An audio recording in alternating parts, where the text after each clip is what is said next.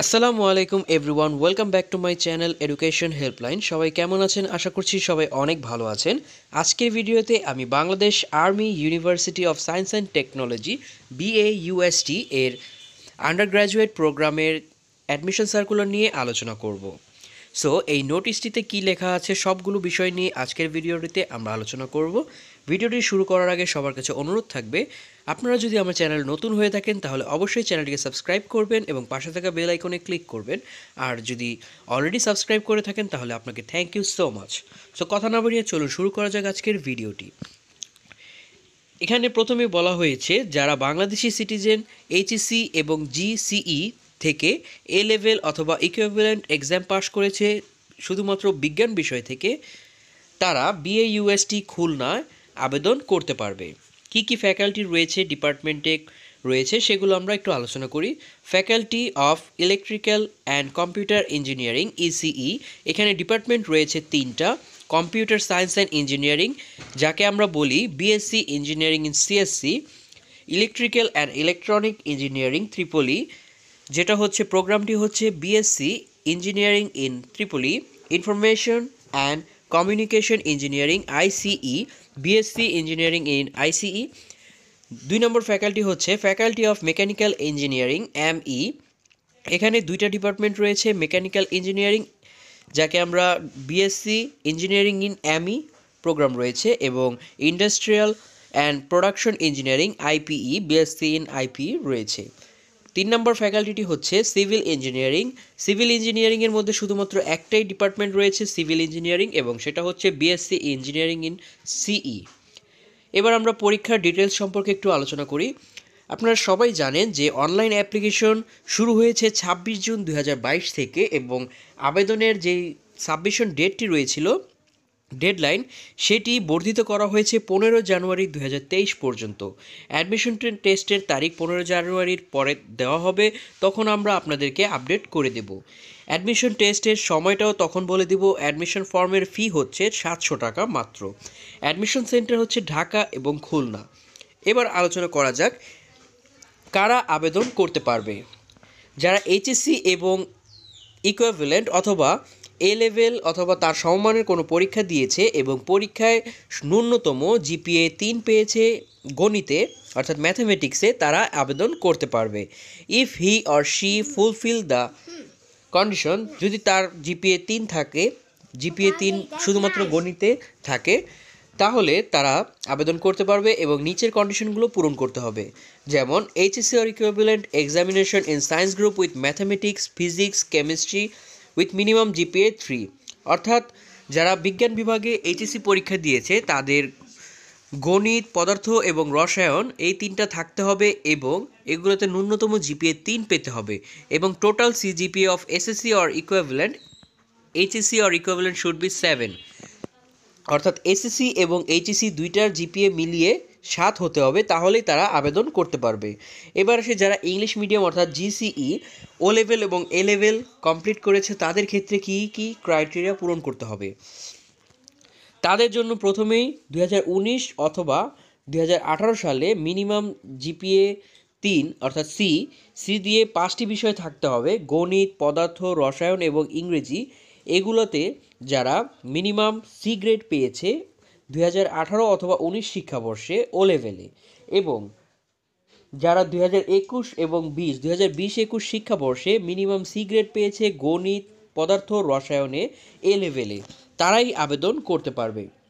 যারা diploma holder রয়েছে তাদেরকে অ্যাটলিস্ট GPA 3 পেতে হবে। Application who have passed HSC 2019-20-21 সালে যারা আবেদন HSC পাস করেছে তারা আবেদন করতে পারবে। অ্যাপ্লিকেশন ফর্ম সাবমিশন, কিভাবে অ্যাপ্লিকেশন সাবমিট করতে হবে। Application should be submitted online through MIST website. এই অ্যাপ্লিকেশনটি শুধুমাত্র MISTর ওয়েবসাইটেই সাবমিট করতে হবে। ওয়েবসাইটটি হচ্ছে mist.ac.bd, এখানে সাবমিশন করতে হবে। আফটার সাকসেসফুল সাবমিশন, অর্থাৎ অ্যাপ্লিকেশনে সাবমিট করার পর তোমরা একটি ইউজার আইডি পাবে, সেই ইউজার আইডি দিয়েই তোমাকে পরবর্তীতে টাকাটি পে করতে হবে। অনলাইন পোর্টালের মাধ্যমে পে করতে পারো। তুমি যেভাবে অ্যাপ্লিকেশন করার পরে পেমেন্টটা করবে, পেমেন্ট করার জন্য তোমাকে ব্যাংক ডিপোজিট, ড্রাফট অথবা পে অর্ডার নিতে হবে। সেটা হচ্ছে admission fund MIST. Admission fund এমআইএসটির অ্যাকাউন্ট নাম্বার হচ্ছে 0028 002 00 00742, ট্রাস্ট ব্যাংক মিরপুর ব্রাঞ্চ, অথবা বিকাশের 700 টাকা। অ্যাকাউন্ট নাম্বার হচ্ছে 017690690233830, মার্চেন্ট পে। এবং বিকাশে চার্জ সহকারে অ্যাড করতে হবে, মার্চেন্ট পে করে চার্জ সহকারে পে করতে হবে।